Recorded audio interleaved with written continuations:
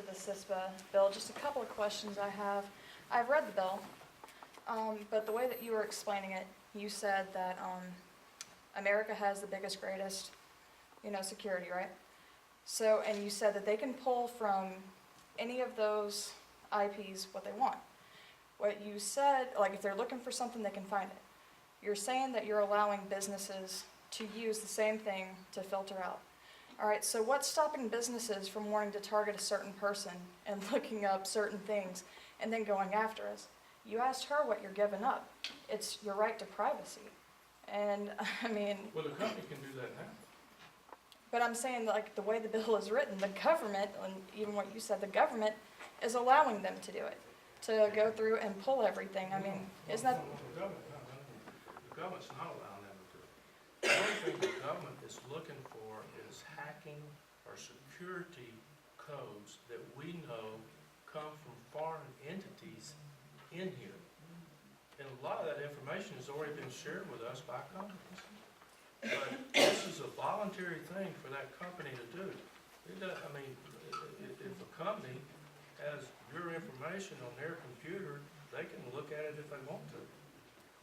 All right, so it's strictly looking up hacker information, like it wouldn't target any specific person, say they Googled something and... When you're looking at 2 million of those a second, it's hard to target you. I mean, it really is. But I mean, say you fit a we got pattern. 320 million people here, and I don't know that they're going to be, targeting anybody. Look, this is not the IRS doing this. I mean, this is the CIA, the NSA, and I mean, don't trust them. Look, I don't trust everybody, but at some point in time, this is a national security threat. This is a national security threat. And, I hate to tell you, but we need to make sure that we're doing everything we can. If we have the ability to identify these codes as coming from somebody that's trying to do harm to this country, then we need to pick it out. But from the bill, from what I've seen, it says what can be done, but it doesn't say what can't. It doesn't give a limit as to what could be gone through. Do you see what I'm saying? That's where it kind of goes into more of a privacy issue. It tells them, okay, well, you can use this, but... And I don't know if we read the same bill or not. It was 26 pages, so I'm assuming, I'm going to take your word for it, because I saw that what it said was that it was a voluntary program, that any company could come to the government and have them run that information through that system.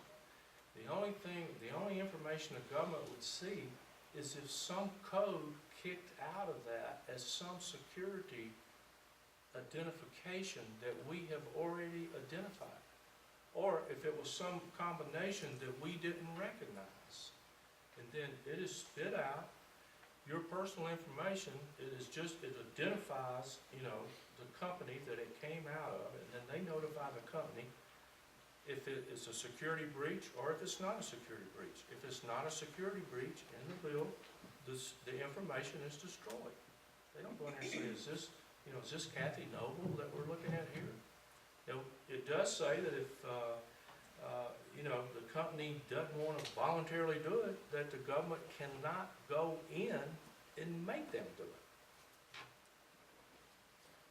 So, look, anybody you're doing business with, call them up tomorrow and say, are you going to send this stuff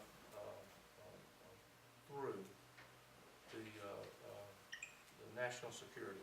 You're going to use CISPA. If they say yes, just move your account, move whatever it is, because it's strictly a voluntary thing, and I'm sure everybody's not going to voluntarily do it.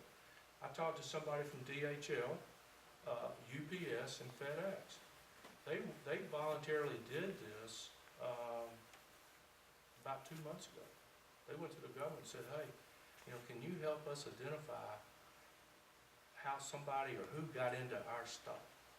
And so they do more handling of freight and shipments and things in the world. And they wanted to make sure, that they didn't have somebody hacking their computer that could do something to get something sent somewhere that they didn't want it to go. And if the companies that you're doing business with never find out that they're being hacked, then your information is being given away anyway. Yes, sir. Uh, Is everybody sitting on the left over here asking questions? Is this just my left? No. Oh, is it just my left? Okay. I want you to correct me if I'm wrong. And first, I'd like to tell you where I come from. I'm a hardcore conservative Republican. And I understand that a lot of Republicans these days aren't so hardcore conservative. The way I feel about government is, I feel like the more they're involved in something, the more that something is going to get manipulated and messed up. I feel 110% that the expansion of government has gotten completely out of hand. And I feel like our government needs to shrink.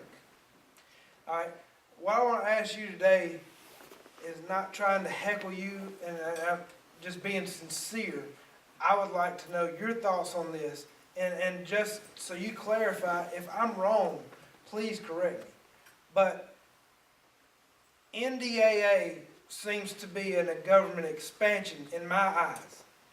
The bailouts seem to be a government expansion in my eyes, as well as SOPA and CISPA, which SOPA did get voted down, but CISPA got voted in.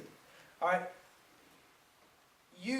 I've listened to the things that you spoke of today, and I sincerely agree with a lot of the things you say, but in personal liberty and freedom for your constituents and for the citizens of the United States, I feel like the government needs to be limited in their role in our lives.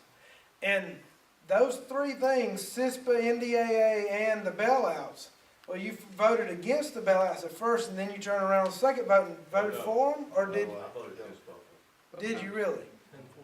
Well, then I sincerely apologize. Like I said, I wanted you to correct me if my information was wrong. But with that being said, the NDAA, I voted for it. and that is, to me, What part of it do you not like? what I don't like about it is the way that, and I've watched the video over and over, where basically on the floor, they were talking about the rights of people who are suspected terrorists without, this is what really kills me, is the fact that they don't have to have proof to come in and take you in. And they also... That's a different bill. The NDAA has the loss of habeas corpus, I believe. Isn't it the NDAA? Yes, sir. Yes. They can Okay, get you. I'm assuming that we've all read that bill too, right? Okay, well, I'm gonna read you the part, excuse me, but let's just do this one item at a time. Yeah, I really... Because here's the question that most people really have, and that's on the American citizens being detained without due process. Right. Right, that's what I was getting at. Okay, Indefinitely. here's what the bill says. Applicability to United States citizens and lawful resident aliens. United States citizens. The requirement to detain a person in military custody under this section does not extend to citizens of the United States. Read it again. Read it That's not what Let's I do- was I'm just telling you what it says. You don't believe it? That's the NDAA. Yeah.